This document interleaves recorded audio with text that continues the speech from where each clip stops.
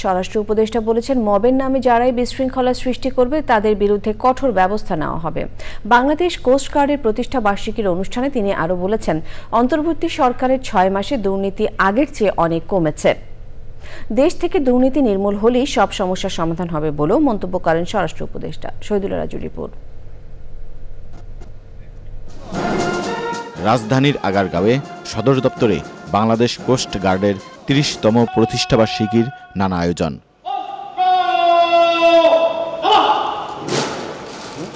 বীরত্বপূর্ণ ও সেবামূলক কাজের স্বীকৃতি হিসেবে ৪ ক্যাটাগরিতে কোস্ট গার্ডের ৪০ সদস্যকে পদক দেওয়া হয়। নিরলস পরিশ্রমের মাধ্যমে অত্র বাহিনীর উপর অর্পিত দায়িত্ব পালনে সর্বদা সচেষ্ট আছে।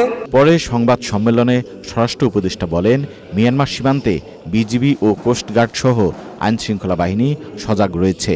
মিয়ানমার সরকারের এই এলাকাটা তাদের কোনো দখলে নাই, এই জন্য এই কোস্ট গার্ড বিজিবি তাদের কাজ করতে অনেক সময় অনেক সমস্যা হচ্ছে, কিন্তু তারা খুব সফলতার সাথে কিন্তু তাদের দায়িত্বটা পালন করতেছে। সাংবাদিকদের প্রশ্নের জবাবে উপদেষ্টা জানান, যারাই বিশৃঙ্খলা করবে তাদের বিরুদ্ধে কঠোর হবে আইন শৃঙ্খলা বাহিনী।